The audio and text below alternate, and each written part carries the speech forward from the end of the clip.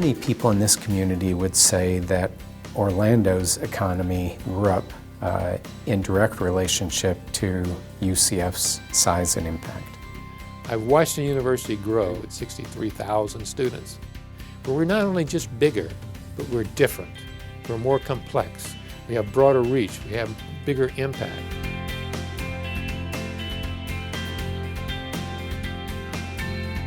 The most interesting things to come out of the university originated from our students.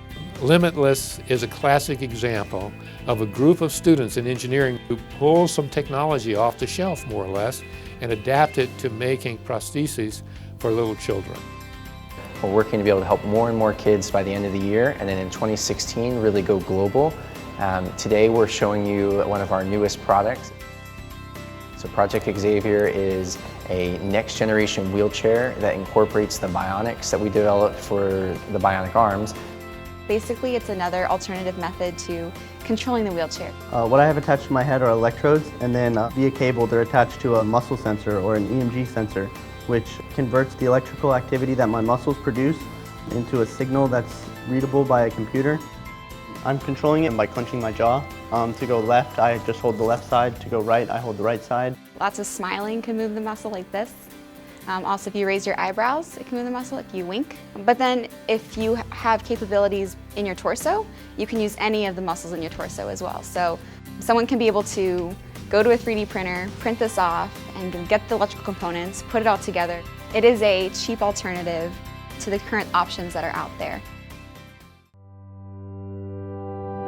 And we've been very quietly building up tremendous expertise within our physics department. The research that we're doing here is a small part of the overall NASA mission to better understand our origins. So we do experiments to reproduce the collisions in the early stages of planet formation to see under what conditions do things stick that may eventually become the embryos that lead to planets. We have built experiments on NASA airplanes that has the nickname the Vomit Comet for obvious reasons. We also have an experiment that's in the queue to fly on Virgin Galactic Spaceship 2.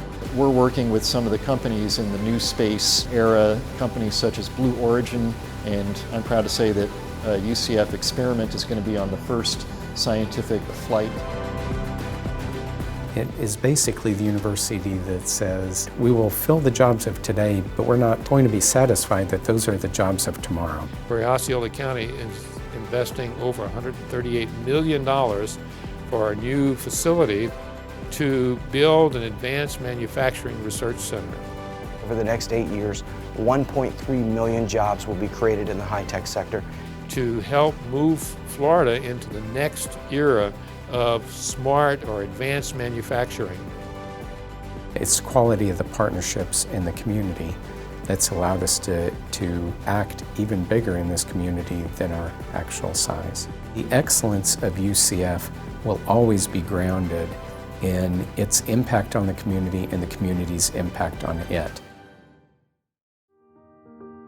And our College of Medicine is fortunate to be in this university. Biomedical Sciences is core to the study of medicine. Dr. Annette Khalid is fondly known as the cancer assassin.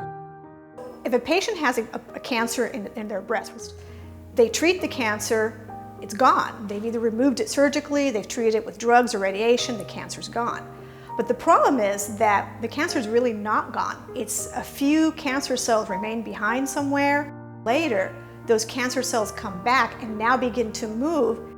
Cancers become deadly when cells leave one location, like the breast, and move to another tissue, like the bone or the lungs, where they cause damage and eventually death.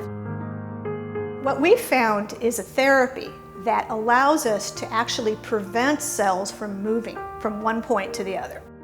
So if we can get rid of those cells, those migratory cells in the beginning, that woman may never have the development of cancer later in life.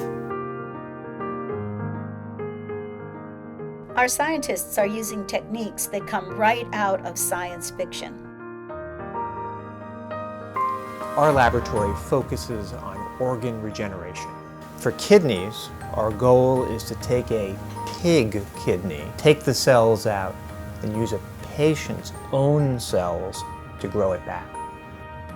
In the case of diabetes, we're crafting ways of putting in insulin-secreting cells. And then instead of the kidney, which would normally produce urine, now we can have a kidney, an organ that produces insulin instead.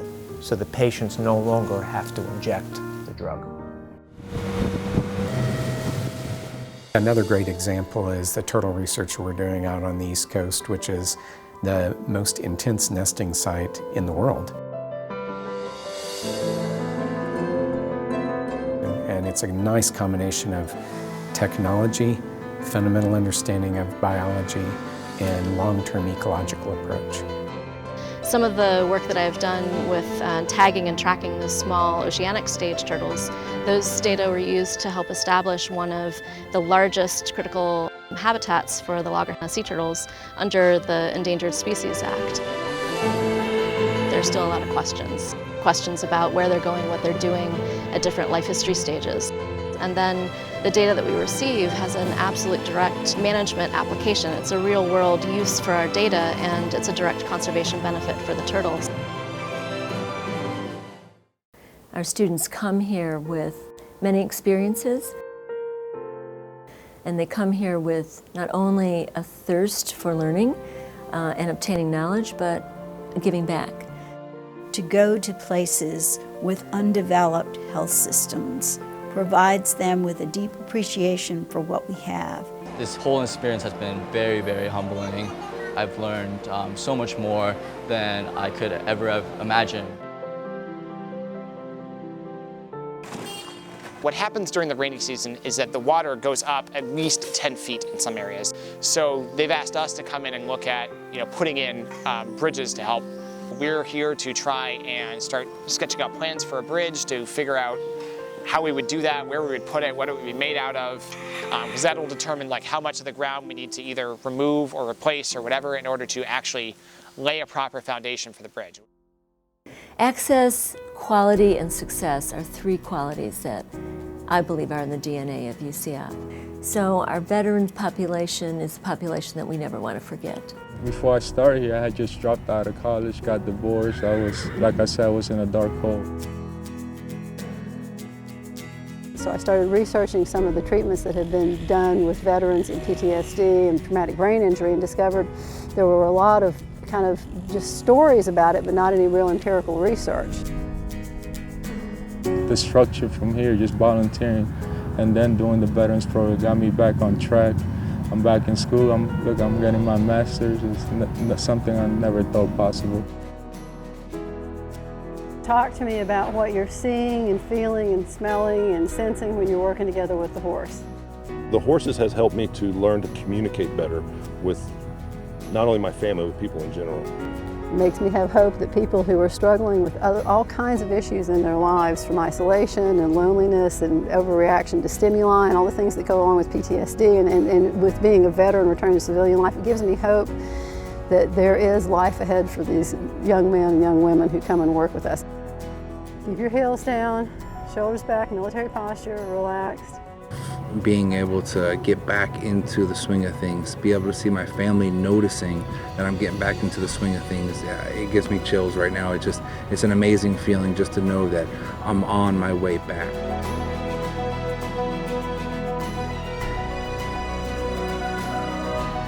The U.S. News & World Report ranked us as 13th most innovative institution in the country, and President Hitt was in the top 10 most innovative presidents.